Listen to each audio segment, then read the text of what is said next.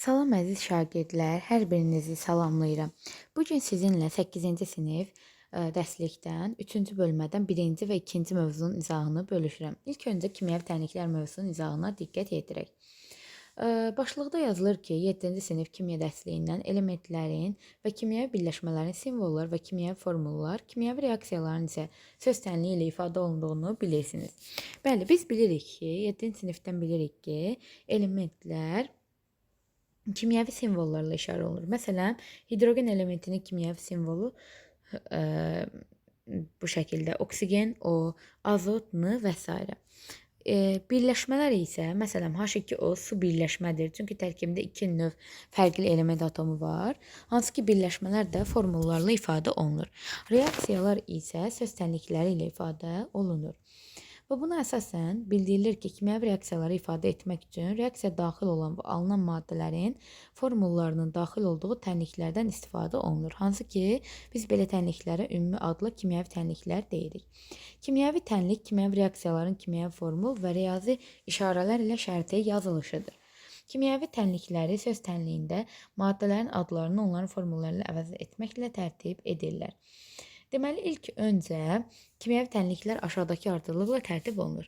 Reaksiya daxil olan maddələrin kimyəvi formulları yazılır. Məsələn, təxmin edək ki, hidrogen və oksigen arasında reaksiya baş verir. Bu zaman mən hidrogenin və oksigenin formullarını yazıram. Daha sonra isə bu reaksiyaya daxil olan maddələrin sayı 2 və daha artıq olduqda onların formulları arasında plus işarəsi qoyulur. Görürəm ki, hidrogen və oksigenin reaksiyasından danışıramsa, deməli reaksiya daxil olan maddələrin sayı 2 dənədir. Onların arasında üstəgəl işarəsi qoymalıyam. Daha sonra isə üstəgəl işarəsi qoyduqdan sonra ox işarəsi yazılır. Reaksiyadan alınan maddələrin kimyəvi formulları yazılır. Hidrogen-oksigenin reaksiyasından ox işarəsi qoyduqdan sonra nə əmələ gəlir? Su, yəni H2O. Bu zaman reaksiyadan əgər 2 və daha çox maddə alınırsa, onların formulları arasında plus işarəsi qoyulur. Burada bir maddə alındığına görə artıq plus işarəsi qoymağa ehtiyac yoxdur. Bu qaydanı biz 7-ci sinifdə təcrübə apardığımız xlor turşusu ilə çay sodasının reaksiya tənliyini əsasən tətbiq edək. Mən hal-hazırda lövhədə hidrogen və oksigenin reaksiyasını yazdım. Biz bunu xlorid turşusu və çay sodasına tətbiq etsək, aşağıda görürük ki, xlor turşusu necə yazılır? H-xlor, çay sodası da natrium, H, karbon, O3. Reaksiya nəticəsində natrium xlorla birləşəcək, natrium xlor, hidrogenlə də H, karbon, O3 birləşib karbonat turşusunu əmələ gətirəcək. Karbonat turşusu davamsız olduğundan karbon qazı və suya ayrılır. Biz bilirik ki, ümumiyyətlə reaksiya daxil olan maddələr, burada reaksiya daxil olan maddələr hansı maddələrdir? Reaksiya daxil olan maddələr H-xlorla natrium hidrokarbonat, yəni xlor turşusu ilə çay sodasıdır. Belə deyək də, baxın, bu ox işarəsindən bir dənə xətt çəksəm, ox işarəsindən sağ tərəfdə olanlar başlanğıc maddələr və ya reagentlər, həm də reaksiya daxil olan maddələr, ox işarəsindən sağ tərəfdə isə alınan maddələr və yaxud da başqa adla məhsul deyirik. Hansı ki, burada məhsul olaraq alınan maddə olaraq natrium xlor, karbon qazı və su vardır. Başlanğıc maddə olaraq isə xlor turşusu və çay sodası götürülmüşdür. Burada da başlanğıc maddələri və reaksiya məhsullarını işarələmişdir. Növbəti dərsimiz isə maddə kütləsinin saxlanması qanunudur. Maddə kütləsinin saxlanması qanunu 18-ci əsrdə çoxsaylı təcrübələr əsasında Lavoisier və Lomonosov tərəfindən müəyyən edilmişdir. Bu qanuna əsasən reaksiyaya daxil olan maddələrin kütlələrinin cəmi reaksiyadan alınan maddələrin kütlələrinin cəminə bərabərdir. Ona görə ki, biz dedik ki, reaksiyanı yazdıqdan sonra sağ və sol tərəfdə məhsul və başlanğıc maddə tərəfdə maddələrin tərkibində olan atomları bərabərləşdirməliyik. Əgər atomların sayı bərabər olarsa, bu o deməkdir ki, həmin elementlərin kütlələri də bərabərdir deməkdir. Məsələn, mən sadə reaksiya üzərində hidrogenlə oksigenin reaksiyası üzərində bunu izah edə bilərəm. Buradan əmələ gəlir su, yəni H2O. Reaksiyanın sağ tərəfinə diqqət etirsək, burada 2 hidrogen, 1 oksigen atomu var. Mən bu suyun əmsalını 2 yazmaqla burada oksigen atomunun sayını 2-yə bərabər edə bilərəm. 2 vurulsun 1, yəni 2. Oksigen atomları bərabərdir. Sağ tərəfdə də, sol tərəfdə də 2 oksigen var. Lakin sağ tərəfə diqqət etsəm 2 vurulsun 2, yəni 4 hidrogen atomu var. Sol tərəfdə 2 olduğuna görə əmsalına 2 yazıram. Reaksiya bərabərləşmiş olur. Və bundan sonra isə biz deməli maddələrin kütlələrinə əsasən atom sayına görə də bunu müəyyən edə bilərik, amma kütlə sayına görə də müəyyən edə bilərik. Baxın, hidrogenin bir atomunun kütləsi 1-dir. Burada 4 hidrogen atomu olduğuna görə avtomatik 4 qram olur. Oksigenin bir atomunun kütləsi 16-dır. 2 oksigen atomu olduğuna görə 32 qram. 4 üzərinə gəlsin 32, bərabər olur 36-ya. Maddə kütləsinin saxlanması qanununa əsasən reaksiyaya daxil olan maddələrin kütlələrinin cəmi, yəni hidrogenlə oksigenin kütləsinin cəmi 36 bərabər olmalıdır alınan maddənin kütlələrinin cəminə. Buradan da H2O, yəni su maddəsi alınmışdır.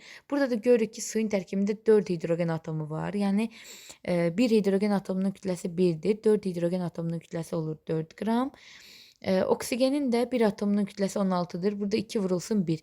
2 atom oksigen var. 2 vurulsun 16, yəni 32. Bərabər olur 36-ya. Həqiqətən də görürük ki, burada maddə kütləsinin saxlanması qanunu ödəndi. Reaksiyadan alınan maddələrin kütlələrinin cəmi, reaksiyaya daxil olan maddələrin kütlələrinin cəminə bərabər oldu. 36 bərabərdir 36. Daha sonra isə bizə belə bir qrafik verilib ki, reaksiya zamanı maddələrin miqdarının zamandan asılı olaraq dəyişməsini qrafik olaraq təsvir etmək olar.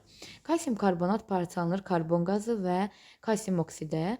Bu reaksiya zamanı kalsium karbonatın miqdarı getdikcə azalır.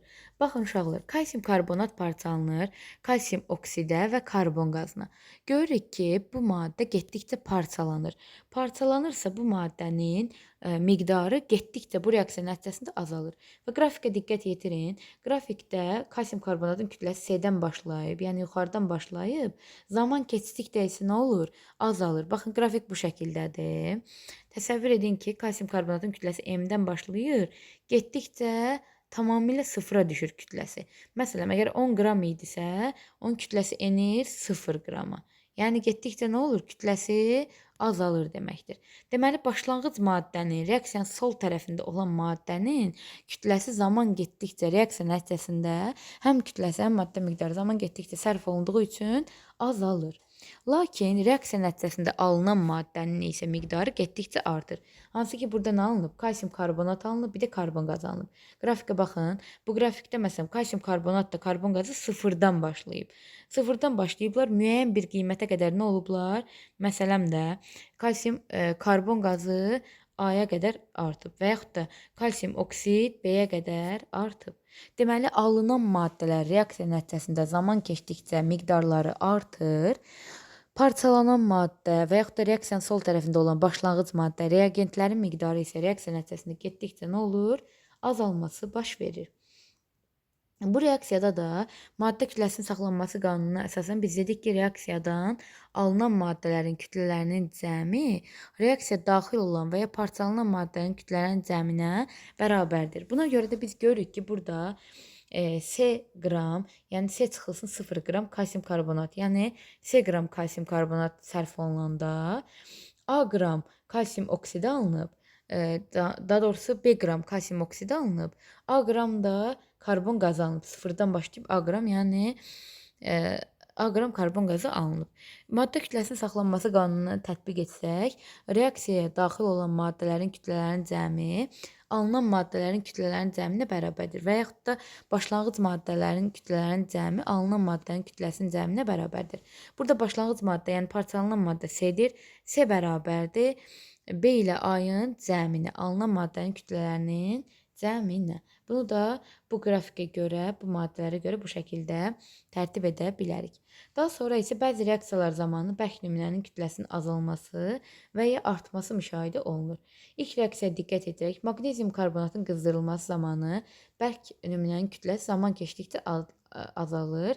Bunun da səbəbi, baxın uşaqlar, deməli maqnezium karbonat getdikcə parçalananda maqnezium oksid əmələ gətirir, karbon qazı ayrılır.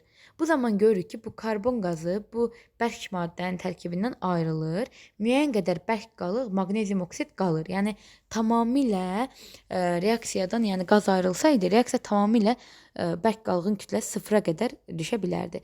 Lakin burada karbon qazı alınır, maqnezium oksid bərk kütlə müəyyən qədər qaldığına görə, baxın bu qrafikdə maqnezium karbonat müəyyən bir kütlədən başlayıb və müəyyən qədər deməli burada bərk qalıq, yəni maqnezium oksid şəklində qalmışdır. Bu arada olan fərq ki var, hansı ki maqnezium karbonatın qiymətindən maqnezium oksidin o həmin reaksiyada artıq, yəni qalan miqdarının arasında olan fərq ayrılan karbon qazının kütləsini ifadə edir. Daha sonra isə elə reaksiyalar da var ki, onlarda kütlə artımı baş verir. Məsələn, misin qızdırılması zamanı mis üzərinə gəlsin oksigen. Bu zaman əmələ gəlir mis oksid. Mis oksid biz bilirik ki, bərk qalıqdır. Yəni bərk maddə əmələ gəldiyinə görə burada kütlə artımı baş verir. Misin kütləsi müəyyən bir kütləsi var idi. Baxın, müəyyən bir kütlədən başladı və oksigenlə reaksiya daxil olduğuna görə kütləsi artdı. Daha deməli, kütləsi artdı. Və burada bu artım nəyə görə baş verir? Reaksiyaya daxil olan oksigenə görə artım baş verir. Bərk nümunənin kütləsinin artması birləşən oksigenin hesabına olur. Bunun da izahını müəyyən qədər verməyə çalışdıq.